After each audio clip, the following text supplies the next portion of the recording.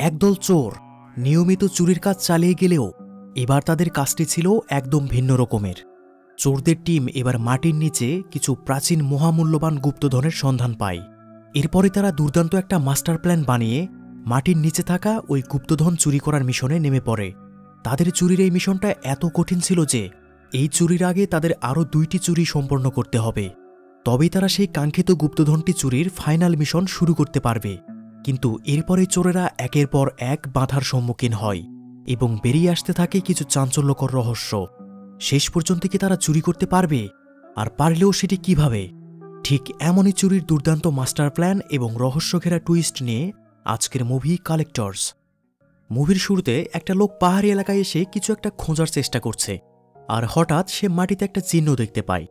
লোকটি তখন কেমন জানি কৌতূহল হয়ে সেখানের মাটি ছুঁয়ে দেখতে লাগে, আর তখনই মাটির ভিতর থেকে একটা ছোট বাচ্চার কান্নার আওয়াজ ভেসে আসে। বাচ্চাটি চিৎকার করে সাহায্য চাইছিল। লোকটি অনেক ভয় পেয়ে যায়। এখন এই লোকটি কে এবং সেখানে কেন একটা বাচ্চার কান্নার আওয়াজ ভেসে আসলো, সেটি আমরা কিছু পরেই মুভির ভিতরেই জানতে পারব। এরপর দৃশ্য পরিবর্তন হয়। এই ঘটনার বেশ কয়েক বছর পরে একটা বৌদ্ধ মন্দির দেখানো হয়। সেখানে একটা ছেলে ক্লিনিংয়ের কাজ করছে। ছেলেটির নাম কিম, আর এই কিম এই মুভির মূল চরিত্র এবং সে একজন দক্ষ চোর। আজকে সে এই বৌদ্ধ মন্দিরে অনেক প্রাচীন একটি জনপ্রিয় মূর্তি চুরি করার জন্য এসেছে, তাই সে এখানে ক্লিনারের ছদ্মবেশে কাজ করছে। তখন সেখানে অন্য 2জন লোক এসে কিমকে দেখে চিনতে না পেরে বলে, তুমি কে? তোমায় তো আগে কখনো এই মন্দিরে দেখিনি। কিম বলে সে নতুন, আর সে আজকেই কাজে যোগদান করেছে। আর পরের দিনে দেখা যায় সেখান থেকে ওই মূর্তিটি অলরেডি চুরি হয়ে গেছে। আর খবর পেয়ে সেখানে ডিটেকটিভ পার্ক চলে আসে, আর ডিটেকটিভ সেখানে চুরির একটা নমুনা দেখে কিছু একটা সন্দেহ করে। যাই হোক, অন্যদিকে কিম সেই মূর্তিটি বিক্রি করার জন্য 2জন পার্টিকে দেখায়, কিন্তু তারা পর্যাপ্ত দাম না বলার জন্য কিম সেটি তাদের কাছে বিক্রি করে না। পরের সিনে দেখা যায় একটা লোক তার 2জন সহকারীকে সাথে নিয়ে একটা রুম পর্যবেক্ষণ করছে। লোকটির নাম গিল। তার একজন বিশ্বস্ত সহকারী তাকে এই রুমটি বানিয়ে দিয়েছে। সেখানে দেখা যায় বেশ কয়েকটা স্তরের সিকিউরিটি সিস্টেম দিয়ে রুমটি প্রোটেক্ট করা ছিল, যেমন ফিঙ্গারপ্রিন্ট লক, বিভিন্ন অ্যাঙ্গেল থেকে লেজার লাইটের প্রোটেকশন, আর সর্বশেষ একটা চাবি। আর গিল পুরাতন বিভিন্ন শিল্পকর্ম তার কালেকশনে জমা রাখতে খুব পছন্দ করতেন, আর মূল্যবান এই প্রাচীন শিল্পকর্মগুলো সে এই রুমে লক করে রাখত। যাই হোক, এই রুম থেকে বেরিয়ে এসে গিল তার প্রধান সহকারী শাহিকে জানায় যেই লোকটা তাকে এই হাই সিকিউরিটি রুমটি বানিয়ে দিয়েছে তাকে যেন তার লোকজন দিয়ে মেরে ফেলা হয়। কারণ গিল ভাবে যে যেহেতু লোকটি তাকে রুমটি বানিয়ে দিয়েছে, তাই ওই লোকটি চাইলেও তো এই রুমে প্রবেশ করতে পারবে। মানে গিল চাইছিল যে এই রুমের লকিং সিস্টেমগুলো সে শুধু একাই জানুক। গিল শাহিকে আরও বলে, বৌদ্ধ মন্দির থেকে যে মূর্তিটি চুরি হয়েছে সেটির ব্যাপারেও খোঁজ নাও। আসলে গিল সেই মূর্তিটি কিনে তার কালেকশনে রাখতে চায়। পরের সিনে দেখা যায় গোয়াং নামের একটা লোক ওই লকার বানানোর লোকটিকে ধরে লেকের পাড়ে নিয়ে আসে। গোয়াং গিলের হয়ে বিভিন্ন সন্ত্রাসীমূলক কাজ করত। এবার গোয়াং সেই লোকটির হাত পা বেঁধে তাকে পানিতে ফেলে দেয়। সেখানে অন্যান্য লোকের সাথে গিলের প্রধান সহকারী শাহিকেও দেখা যায়। এর পরের দিনে গোয়াং কিমকে খুঁজে বের করে তাদের অফিসে নিয়ে আসে, আর গোয়াং গিলের হয়ে সেই মূর্তিটি কেনার জন্য দাম বলে। কিন্তু দাম শোনার পর কিম কোনোভাবে বুঝতে পারে যে তাকে থেকে মূর্তিটি ছিনিয়ে নেওয়া হতে পারে। তাই কিম চা খাওয়ার সময় সেটি গোয়াংয়ের মুখে ছুঁড়ে সেখান থেকে পালিয়ে যেতে লাগলেই গেটের বাইরে একটা মেয়ের সাথে ধাক্কা লাগে। কিম সেখান থেকে উঠে দৌড়ে আবারও পালাতে থাকে, এবং এক পর্যায়ে তারা কিমকে ধরে ফেলে এবং গোয়াং মূর্তিটি ছিনিয়ে নেয়। তখন সেখানে ওই ডিটেকটিভও চলে আসে। এরপর ডিটেকটিভ গোয়াংয়ের কাছে থেকে মূর্তিটি নিয়ে ভালো করে দেখে যে সেটি একটি খেলনা মূর্তি ছিল, যার কারণে সেখান থেকে সবাই চলে যায়। আসলে কিম দৌড়ানোর সময় যেই মেয়েটির সাথে ধাক্কা লেগেছিল সেটি ছিল কিমের বোন সোয়ান, আর কিম সেখানে তার বোনের সাথে মূর্তিটি চেঞ্জ করেছিল। এবার সোয়ান মূর্তিটি নিয়ে বাসায় চলে আসে। বাসায় এসে কিমের বাবা এবং তার বোন সোয়ান মিলে সেই মূর্তির ব্যাপারে বিভিন্ন গল্প করছিল। পরের সিনে দেখা যায় কোরিয়ার একটা জাদুঘরে প্রাচীন শিল্পকর্মের একটা ইভেন্টের আয়োজন করা হয়েছে। শাহি সেখানের লোকদের মাঝে প্রাচীন নিদর্শনগুলোর বিভিন্ন বর্ণনা দিতে থাকে। আসলে শাহি প্রাচীন শিল্পকর্মের উপর পিএইচডি করেছিল, তাই বর্তমানে সে গিলের হয়ে তার শিল্পকর্মগুলো দেখাশোনার কাজ করছে। যাই হোক, সেই ইভেন্টে কিমও উপস্থিত ছিল। আর ইভেন্ট শেষ হলে দেখা যায় শাহি এবং কিম একটা বারে এসে তারা একে অপরের সাথে ভালোভাবে পরিচিত হয়। এরপর শাহি গিলের জন্য ওই মূর্তিটি কিনে নেয়, আর তারা এতক্ষণে অনেক ঘনিষ্ঠ হয়ে যায়। শাহি ততক্ষণে কিমকে মনে মনে একটু পছন্দও করে ফেলেছে। এরপর শাহি কিমকে আরও কিছু কাজ দিতে চায়। তখন শাহি তাকে কিছু ছবি দিয়ে বলে, কোরিয়ার একটা জায়গায় পুরাতন কয়েকটা কবরের ভিতর প্রাচীন কিছু আর্ট রয়েছে, তোমাকে সেটা ওখান থেকে চুরি করে আনতে হবে। বিনিময়ে তুমি গিলের কাছ থেকে অনেক টাকা পাবে। আর কিমের যেহেতু চুরি করায় নেশা ছিল তাই সে কাজটি করতে রাজি হয়ে যায়। এরপর তারা রুমে এসে এই চুরির একটা প্ল্যান বানাতে থাকে এবং পরের দিনে ফ্লাইটে করে তারা সেই জায়গায় চলে যায়। আর সেখানে আগেই রাখা একজন ড্রাইভারের গাড়িতে করে তারা সেই কবরগুলোর দিকে যেতে থাকে। এরপর তারা সেই এরিয়ায় এসে যেই কবরে আর্টগুলো রাখা ছিল সেই কবরটি শনাক্ত করে। এবার তারা ওয়াল কেটে কবরের ভিতরে প্রবেশ করে সেই আর্টগুলো সেখান থেকে নিয়ে তাদের ব্যাগে ভরতে থাকে। আর সবগুলো আর্ট ব্যাগে ভরা হয়ে গেলে ওই ড্রাইভার হঠাৎ তাদেরকে গান পয়েন্টে নিয়ে আর্টগুলো ছিনিয়ে নিতে চায়, কিন্তু তারা দুজন মিলে সেই ড্রাইভারকে ইচ্ছামতো পিটিয়ে আর্টগুলো নিয়ে সেখান থেকে চলে আসে। এরপর কিম সেগুলো নিয়ে সরাসরি গিলের হাতে দেয়। সেখানে কিম জানায়, আপনি যে ড্রাইভারকে দিয়ে আমাদের মারতে চেয়েছিলেন সেটির কোনো দরকারই ছিল না, কারণ আমি আপনার সাথে যদি বেইমানি করে আর্টগুলো আপনাকে না দিতাম তাহলে কিন্তু আপনি এতক্ষণে আমাকে এখানে দেখতে পেতেন না। মানে গিল নিজেই কিমদের মারার জন্য সেই ড্রাইভারকে নির্দেশ দিয়েছিল। যাই হোক, আর্টগুলো যখন কিম নিজে এনে তাকে দিয়েছে তাই এবার কিমের উপর গিল একটু ভরসা পায় এবং সে কিমের হাতে হাত মেলায়। তখন কিম গিলের হাতের একটা কাটা চিহ্ন দেখে কিছু একটা ভাবতে থাকে।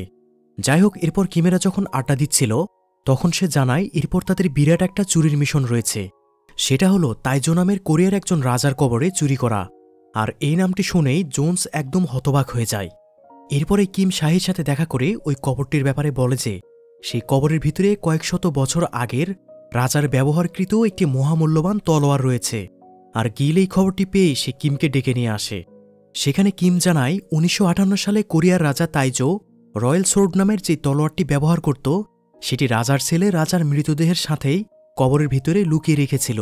এটা শুনে গিল তো অবাক হয়ে যায়, কারণ রয়্যাল সোর্ড তলোয়ারটি সারা বিশ্বে যে কী পরিমাণ জনপ্রিয় এবং মূল্যবান সেটা গিল ভালো করেই জানত। কিন্তু গিল সেটি বিশ্বাস না করে বলে সেই তলোয়ারটি তো এখন জাদুঘরে রাখা আছে। কিম বলে একই ডিজাইনের নকল একটি তলোয়ার জাদুঘরে রাখা আছে, আর আসলটা সেই কবরে আছে। আর এই পুরো ব্যাপারটি রাজার পরিবার থেকে গোপন রাখা হয়েছে। এছাড়াও কিম সেখানে রাজাদের পুরাতন একটা ডকুমেন্ট দেখায়। তখন গিলের একজন লোক সেটি চেক করে বলে যে রাজাদের ডকুমেন্টস অনুযায়ী আসল তলোয়ারটি কবরেই রয়েছে। আর এরপরে তো গিল তলোয়ারটি পাওয়ার জন্য মরিয়া হয়ে ওঠে। সেখানে কিম গিলের সেই গোপন লকার রুমটি ঘুরে দেখতে চায়। কিম যেহেতু গিলের জন্য অলরেডি 2টি শিল্পকর্ম চুরি করে দিয়েছে তাই সে কিমকে তার লকার রুমটি ঘুরে দেখায়। সেখানে অনেক শিল্পকর্মের মাঝে কিম একটা ফুলদানি দেখতে পায় এবং তার ছোটবেলার কিছু স্মৃতি মনে পড়ে যায়। আর এটার রহস্য আমরা একটু পরেই জানতে পারব। যাই হোক, সেখানে গিল একটু সন্দেহ করে কিমকে পিস্তল ধরে বলে, তুমি এই লকার রুমটি দেখার জন্য এত আগ্রহী কেন? মানে গিল ভাবে যে সে হয়তো এই রুম থেকে কোনো কিছু চুরি করবে, তাই সে গিলকে বলে, তুমি এই রুম থেকে কি চুরি করতে চাও বলো। তখন কিম বলে, দেখুন, আমি যেই তলোয়ারটি চুরি করার বিষয়টি আপনাকে জানিয়েছি সেই তলোয়ারের চেয়ে আপনার এই পুরো রুমের কালেকশনের মূল্য অনেক কম। আর সেই তলোয়ারটি চুরি করতে হলে আমাকে যেই পরিমাণ পরিশ্রম করতে হবে সেই তুলনায় আপনার এই রুম থেকে চুরি করাটা আমার কাছে কোনো ব্যাপারই না। গিল এবার কিমকে বলে, তুমি সেটি চুরি করে আমাকে এনে দিলে বিনিময়ে কত টাকা নিবে? কিম বলে $1 মিলিয়ন লাগবে। গিল সেটাই রাজি হয়ে যায়। কিম আরও জানায় তাদের এই কাজটি অনেক দ্রুত শুরু করতে হবে, কারণ অলরেডি সরকার পক্ষ থেকে সেখানে খনন করার কাজের উদ্যোগ নেওয়া হয়েছে। যাই হোক, পরের দিনে শাহে ও গিলকে বলে সেখানে সরকারের পক্ষ থেকে খুব দ্রুত খনন কাজ শুরু করবে। তখন সেখান থেকে চুরি করাটা একদম অসম্ভব হয়ে যাবে, যার কারণে দ্রুত এই চুরির মিশনটি শুরু করার জন্য গিল কিমকে নির্দেশ দেয়। পরের সিনে দেখা যায় কিম মায়ুন নামের একজন লোকের সাথে দেখা করে তাদের চুরির এই প্ল্যান সম্পর্কে জানায়। লোকটি বিভিন্ন সুড়ঙ্গ খোঁড়ার কাজে অনেক এক্সপার্ট ছিল। লোকটি প্রথমে রাজি হয় না, কিন্তু যখন তাকে অনেক টাকার অফার করা হয় তখন সে কিমের হয়ে এই মিশনে যোগ দেয়। এরপর তারা সবাই একটা রুমে এসে এই চুরির A to Z প্ল্যান বানাতে থাকে। তারা প্ল্যান করে যে ওই কবর থেকে 200 মিটার দূরে একটা হোটেল ভাড়া করবে, আর ওই হোটেলে তারা একটা রুমের মেঝে থেকে মাটি খুঁড়ে সুড়ঙ্গ বানাতে বানাতে ওই কবরের কাছে নিয়ে যাবে। আর এই মাটি খোঁড়ার কাজটি তারা রাতের বেলায় করবে, কারণ তাদের বিভিন্ন জায়গাতে ড্রিল মেশিন ব্যবহার করতে হবে। আর সেই ড্রিল মেশিনের শব্দ যেন হোটেলে বা বাহিরে কেউ শুনতে না পায়, সেজন্য তারা সারা রাত ধরে ওই রুমে অনেক সাউন্ডে গান বাজনা করতে থাকবে। আর সুড়ঙ্গ থেকে তোলা ওই মাটিগুলো তারা ছোট ছোট ব্যাগে ভরে রাতের বেলায় ওই হোটেলের পাশের একটি জায়গায় জড়ো করে রাখবে। আর সকালে গোপনে সেই মাটির ব্যাগগুলো তাদের একটি গাড়ি দিয়ে অন্য জায়গায় নিয়ে গিয়ে মাটিগুলো ফেলে দিবে। তখন কিম বলে এর আগেও ওই কবরে একদল চোর চুরি করতে গিয়ে ব্যর্থ হয়েছে। তারপরে সরকার পক্ষ থেকে সেই কবরের চারপাশে লাইমস্টোন দিয়ে শক্ত দেয়াল বানানো হয়, আর একমাত্র সেই দেয়ালটি কাটাই আমাদের জন্য সবচাইতে কঠিন কাজ হবে। তখন দেখা যায় তাদের মধ্যে জোন্স নামের লোকটির কাছে এক প্রকার বিশেষ কেমিক্যাল রয়েছে, যেটা দ্বারা এসব শক্ত পাথরগুলোকে এক নিমেষে গলিয়ে ফেলা যেত। এরপর তারা প্ল্যান অনুযায়ী কবর থেকে 200 কিলোমিটার দূরে সেই হোটেলে গিয়ে তারা পুরো হোটেলটি কয়েকদিনের জন্য ভাড়া নেয়, যাতে তাদের চুরির এই কয়দিন বাইরের অন্য কোনো গেস্ট হোটেলে প্রবেশ করতে না পারে। এরপর তারা ওই দিন রাতে রুমের মেঝে থেকে সুড়ঙ্গ খোঁড়ার কাজ শুরু করে দেয়।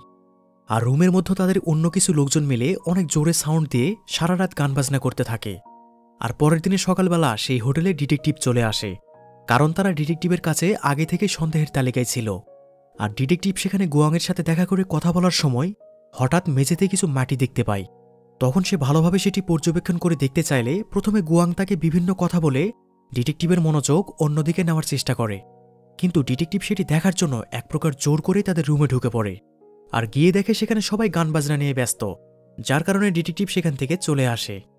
এরপর তারা সুড়ঙ্গ খুঁড়তে খুঁড়তে মাঝপথে যাওয়ার পর সেখানের মাটির নিচে বড় একটা পাথর সামনে পড়ে, যেই পাথরটি তাদের ড্রিল মেশিন দিয়েও ভাঙার উপায় ছিল না, এবং সেই পাথরটি বিশাল বড় হওয়ায় কেমিক্যাল দিয়েও সেটিকে গলানো সম্ভব ছিল না।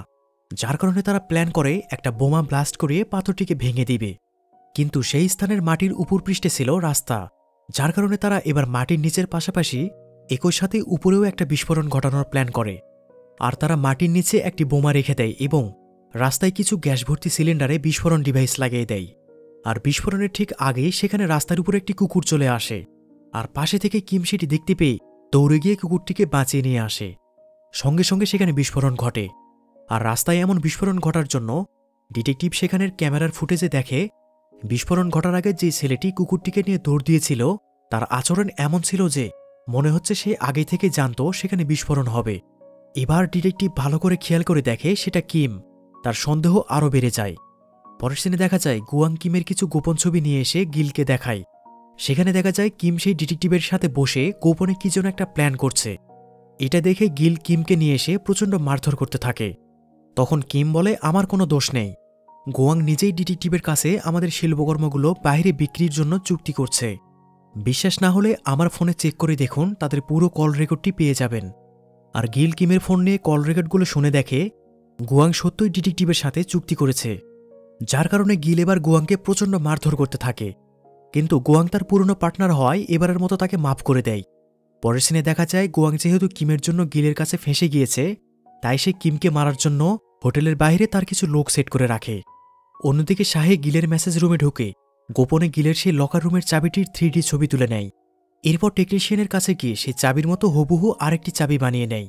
এরপর শাহি গিলের সেই সহকারী মানে যে গিলকে লকার রুমটি বানিয়ে দিয়েছিল তার সাথে দেখা করতে আসে। আসলে গুয়াং তাকে যখন হাত পা বেঁধে পানিতে ফেলে দিয়েছিল, এরপরে গোপনে শাহি তাকে বাঁচিয়েছিল। আর লোকটির কাছে গিলের ফিঙ্গারপ্রিন্টের ছাপ এবং চোখের রেটিনার স্ক্যানিং কপি ছিল। এবার শাহি লোকটির কাছে থেকে সেগুলো নিয়ে লোকটির নিরাপত্তার জন্য ভিসার ব্যবস্থা করে তাকে দেশের বাইরে পাঠিয়ে দেয়। এরপর কিমেরা সুড়ঙ্গের বাকিটা পথ খুঁড়তে খুঁড়তে একদম কবরের পাশে চলে আসে। এরপর ড্রিল মেশিন দিয়ে সেটি ফুটো করে ছোট একটা ক্যামেরা তার ভিতর দিয়ে গিলকে সেই তলোয়ারের লাইভ ফুটেজ দেখায়। গিল দেখে আসলে সেই তলোয়ারটি কবরের ভিতরেই রয়েছে। এটা দেখে গিল তো খুশিতে আত্মহারা হয়ে যায়। আর তলোয়ারের ব্যাপারটা নিশ্চিত হওয়া মাত্রই সেখানে গুয়াং চলে আসে। আর গুয়াং আসার পরেই তাদের জেনারেটরটা হঠাৎ নষ্ট হয়ে যায়। তখন কিম জানায় আজকের মতো কাজ বন্ধ রাখতে হবে, কারণ বাহিরে বৃষ্টি হওয়ার জন্য সুড়ঙ্গের মাঝে পানি ঢোকা শুরু করেছে। তখন গুয়াং বলে, এই তলোয়ারটি এখান থেকে বের না করে তোমরা যেতে পারবে না। আর তখনই গুয়াং কিমকে আক্রমণ করে মারতে থাকে। তাদের মাঝে প্রচণ্ড মারামারি চলতে থাকে। ব্যাপারটি হলো গুয়াং এখানে কিমকে মেরে তলোয়ারটি নিজে নিতে চেয়েছিল, কিন্তু সেখানে কিম গুয়াংকে মেরে সুড়ঙ্গ থেকে বের হয়ে রুমে আসলেই দেখে সেখানে গিল এসে কিমকে বন্দুক ধরে। গিল ভাবে যে কিম হয়তো এই তলোয়ারটি আর বের করতে পারবে না, কারণ বৃষ্টির পানিতে ততক্ষণে সুড়ঙ্গটি পুরোপুরি ব্লক হয়ে গেছে। তাই গিল এবার কিমকে শ্যুট করতে যাবে, তখন কিম বলে তলোয়ারটি বের করার এখনও একটা উপায় আছে। এরপর কিম ওই কবরের দায়িত্বে থাকা সিকিউরিটিকে প্রথমে টাকা দিয়ে ম্যানেজ করে। এরপর কিম গিলকে সাথে নিয়ে তার পুরো টিম সহ সেই কবরের চারপাশ দিয়ে সরকারি কনস্ট্রাকশন কাজের ব্যানার লাগিয়ে পুরো কবরের চারপাশ ঘিরে ফেলে। এরপর তারা কবরের উপরপৃষ্ঠ থেকে মাটি খুঁড়তে থাকে। অন্যদিকে শাহি গিলের সে লকার রুমের চাবি নকল করে এবং তার কপি করা স্ক্যানগুলো দিয়ে অ্যাক্সেস করে ওই গোপন রুমে গিলের সবকিছু চুরি করার জন্য প্রবেশ করে। কিন্তু রুমে প্রবেশের পর সে দেখে মাটি খুঁড়ে কে বা কারা আগেই সবকিছু চুরি করে নিয়ে গেছে, এবং সেখানে কিমের লেখা একটা চিরকুট দেখতে পাই। শাহি এবার সবকিছু বুঝে ফেলে। আসলে কিম যখন ওইদিকে চুরি করার কাজ চালিয়ে যাচ্ছিল, তখন তলোয়ারটি পাওয়ার জন্য গিলের সমস্ত ফোকাস সেই দিকে ছিল। আর এই সুযোগে কিমের বোন এবং তার বাবা মিলে গিলের সেই লকার রুমের দিকে আরেকটি সুড়ঙ্গ খুঁড়ে সেখান থেকে সবকিছু চুরি করে। আর কিম যখন প্রথমবার সে লকার রুম দেখতে এসেছিল তখন সে গোপনে একটা মিনি ড্রোন সেখানে লুকিয়ে রেখেছিল। আর এখানে চুরির সময় সেই ড্রোন দ্বারা কিমের বোন ওই রুমের লেজার সিগন্যালটি বন্ধ করে দিয়েছিল। অন্যদিকে মাটি খুঁড়ে কফিনটি বের করে কিম গিলকে বলে, যেহেতু তলোয়ারটি অনেক দামি এবং সম্মানের, তাই আমি চাই আপনি প্রথমে কফিনটি খুলে তলোয়ারটি বের করুন। তখন গিল কফিনে ঢাকনা খুলে দেখে সেটি একদমই ফাঁকা, তার ভিতরে কিছুই নেই।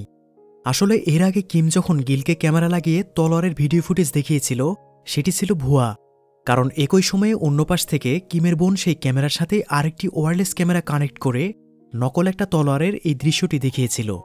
এমনকি গিলের যে লোক ডকুমেন্টসগুলো দেখে বলেছিল যে সেখানে তলোয়ারটি আছে, সেই লোকটিকেও কিম আগে থেকেই ভাড়া করেছিল। আর সেই ডকুমেন্টসগুলো নকল ছিল এবং পরবর্তীতে এর সাথে আরও জানা যায় যে তারা সেই ডিটেকটিভকেও গোপনে হাত করেছিল। আর এবার কিমের সকল চালাকি গিল বুঝতে পেরে কিমকে পিস্তল ধরে। এরপরে কিম তার আসল উদ্দেশ্য বলতে থাকে। আসলে ব্যাপারটা হলো, আমরা মুভির শুরুতে মাটির নিচে যে বাচ্চা ছেলেটির কান্নার আওয়াজ শুনেছিলাম সেটি ছিল এই কিম। ওই সময় গিল কিমের বাবাকে দিয়ে একটি ফুলদানির ভাস্কর্য চুরি করিয়েছিল এবং এরপরে গিল কিমের বাবাকে মেরে তার সাথে জীবন্ত কিমকে মাটির নিচে চাপা দিয়েছিল। এরপরে সেখানে ওই লোকটি এসে কান্নার আওয়াজ শুনে মাটি খুঁড়ে কিমকে বাঁচিয়েছিল। আর যেই লোকটি কিমকে বাঁচিয়েছিল সে ছিল সোয়ানের বাবা, মানে সোয়ান কিমের নিজের বোন ছিল না। তাকে বাঁচানোর পর থেকে সে সোয়ানের বাবার কাছে নিজের সন্তানের মতোই বড় হয়েছে। আর এসব কথা শুনে গিল আরও রেগে গিয়ে কিমকে গুলি করে। আর তখনই কিম গিলকে আঘাত করে উপরে উঠে আসে। এরপর দেখা যায় গিল কিমকে এবং তার বাবাকে যেভাবে মাটি চাপা দিয়েছিল ঠিক একইভাবে কিম এবার গিলকে সেখানে মাটি চাপা দিয়ে সবাই চলে আসে। পরের দিনে সকালে পুলিশ দেখতে পায় কোরিয়ার জাদুঘরের সামনে কে বা কারা এ যাবৎকালের চুরি হওয়া সকল শিল্পকর্মগুলো রেখে গেছে। এবং এর সাথে ডিটেকটিভের তথ্য অনুযায়ী পুলিশেরা ওই কবরের পাশে থেকে মাটি খুঁড়ে গিলকে আধামৃত অবস্থায় উদ্ধার করে। মানে কিম এই সবকিছু চুরি করেছিল শুধুমাত্র তার বাবার হত্যার প্রতিশোধ নিতে। তাই সে এই সকল শিল্পকর্মগুলো জাতীয় জাদুঘরে ফিরিয়ে দেয়। অন্যদিকে দেখা যায় শাহিও ফোন করে সে কিমকে জানায় আজ থেকে সেও কিমের দলে যোগ দিবে। এরপর কিমের বাবা বোন সহ তাদের টিমের সবাই গাড়ি নিয়ে ঘুরতে বের হয়। তখন দেখা যায় এত কষ্ট করে চুরি করার পরও তাদের কাছে কোনো কিছুই না থাকার জন্য কিমের দলের অন্য সদস্যরা প্রচণ্ড মন খারাপ করে। আর তখনই গাড়ি থামে কিমের বোন সেখান থেকে বিশাল একটা বক্স ভর্তি অনেকগুলো টাকা বের করে। মানে কিমের বাবা আর বোন মিলে যখন গিলের সেই গোপন রুম থেকে চুরি করেছিল সেই রুমের শিল্পকর্মগুলোর সাথে এই টাকাগুলো রাখা ছিল। আর পরবর্তীতে তারা শিল্পকর্মগুলো সরকারকে ফিরিয়ে দিলেও টাকাগুলো নিজের কাছে রেখে দিয়েছিল। আর এতগুলো টাকা একসাথে দেখে তারা তো খুশিতে কান্না করে দেয় আর সবাই অনেক আনন্দ করতে থাকে। আর এখানেই মুভিটি শেষ হয়। তো ভিডিওটি ভালো লাগলে একটি লাইক করে দিন। সবাই ভালো থাকুন, সুস্থ থাকুন, কথা হবে পরবর্তী ভিডিওতে।